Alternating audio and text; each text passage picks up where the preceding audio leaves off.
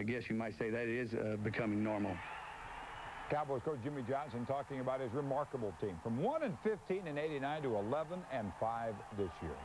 I'm Dale Hansen. We do thank you for being with us tonight. Cowboys didn't have much to play for. Atlanta did, and yet they listened to Jeff Walker last night while the Cowboys were looking at game films. Glanville teams do things like that, and Glanville teams lose like that, too. It's been one record after another this year, but that 11-5 record, the best since '83, and the Cowboys are headed to the playoffs the right way. Here's Brian Jensen. Playoff banners decorated Texas Stadium for the first time in 6 years, and the season finale did not coincide with the last game of the year. No one seemed to know how the Cowboys would react to all that against the Falcons. I did not anticipate us being sharp. I think because of the practice conditions this week. There was emotion going into the game. We all wanted to win this game. You want to go into the playoffs on a positive note. Only took Berline and the Cowboys 4 plays to set the tempo in a wild first quarter. Michael Irvin splitting Tim McKyer and Scott Case for a 58-yard touchdown. We liked the matchup of Michael over there on McKyer, and we took advantage of it. You know Mike is going to come through with the big plays when you need him, and it's a very confident feeling dropping back and throwing it to him. Steve made a great throw, and make it easy. He made it real easy. All I had to do was catch the ball and run. But the Falcons may have the best long ball quarterback in the league. 3 plays following Irvin's score, Chris Miller aired it out to Michael Haynes, beating Isaac Holt for a 67-yard touchdown. And I was pretty much in the position which I wanted to be in. You know, now I look back, maybe I should have took one more step before I looked up, but I did graze the ball with my hand. You know, it's a perfect throw, and he caught it. That's the type of games I like being in. I mean, it make coaches nervous, but it make me happy. I talk more during the shootout games like that than any time, because it's just fun. They score, we score. You see, we have the most horses, you know. Not wanting to shoot it out with the run and shoot, Cowboys played ball control next possession. Emmitt Smith with 7 carries. Irvin with another pair of catches on a 92-yard drive that ends with Smith's 4-yard score, putting Dallas back up 14-7. We felt if we could just deal with the games that they were going to do on the defensive front, that we could run the ball successfully. And unfortunately, I think we ran a little bit more successful than we anticipated.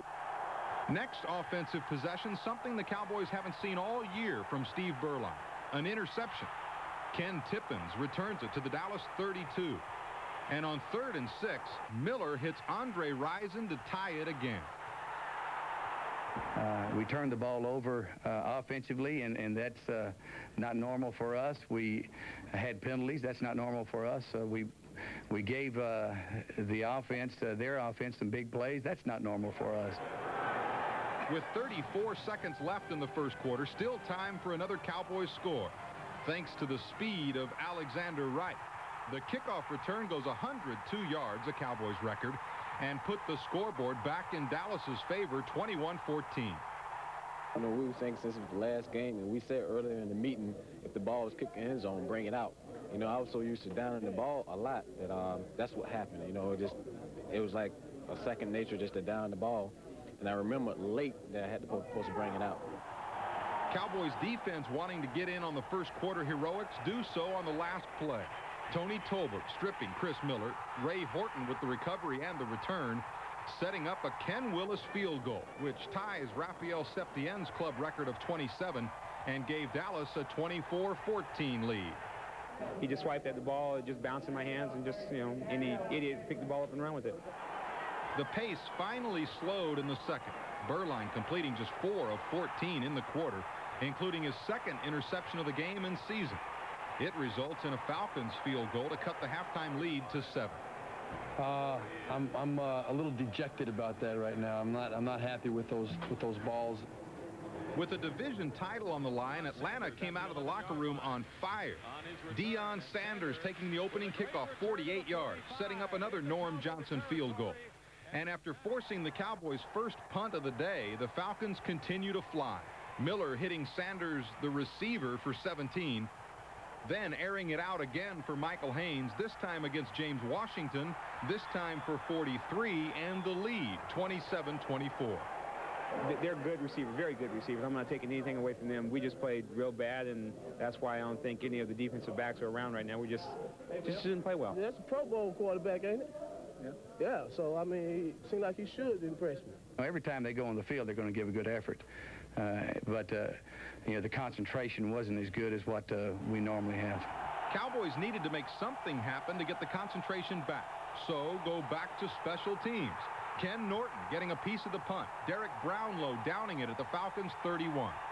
And from there, 3 straight passes from Burline to Irvin, helping the Cowboys receivers set a team yardage record, breaking Bob Hayes' mark with his 7th 100-yard day, and earning him the NFL's top spot for receiving yardage in the process.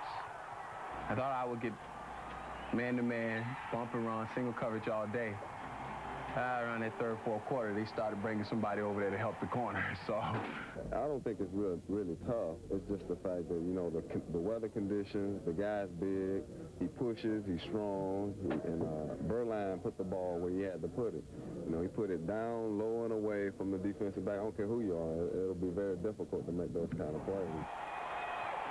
Emmitt Smith would join Irvin in the record books, ending the drive with his 12th rushing touchdown of the season, joining Dorsett and Walker for most by a Cowboy in one year, and putting Dallas back in front 31-27.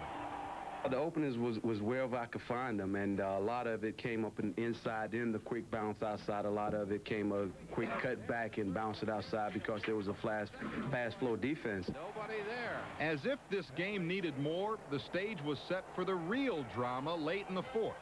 Smith, updated on Barry Sanders' totals in another game, knowing he was close to the league's rushing title, broke loose for 24. Learning later it was enough to become the first Cowboy to win an NFL rushing crown. I don't even know what a rushing title is. In college, I mean, you have goals of being at the top, and naturally, if I would have been at the top in college as a rusher, I would probably won the Heisman at some point in time in my career, but I never really been at the top. This is the first time I ever been the leading rusher in the world, and it feels real good. Emmitt came over to me, man. You know, Emmitt was happy. I don't think Emmitt wanted to win. Emmitt was happy. Emmitt said, "Well, you don't know how much I love you." I said, I know, Hoss, believe me. I know.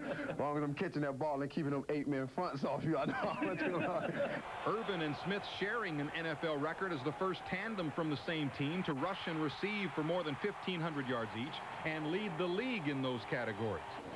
But the celebration almost ended with 2 minutes left.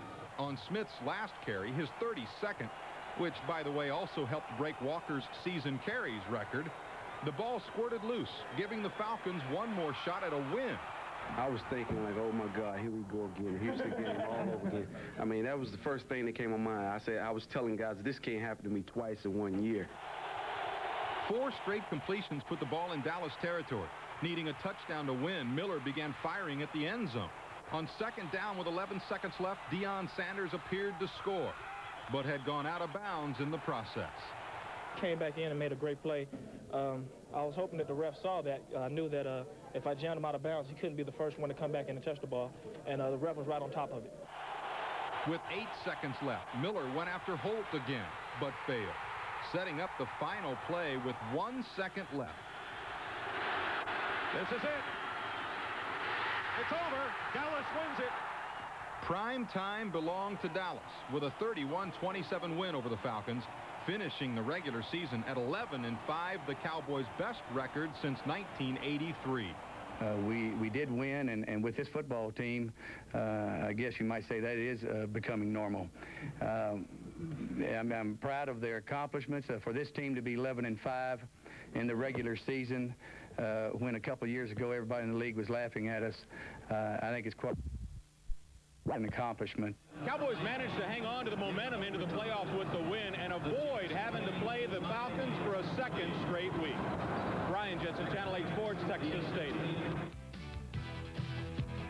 By getting to the 2.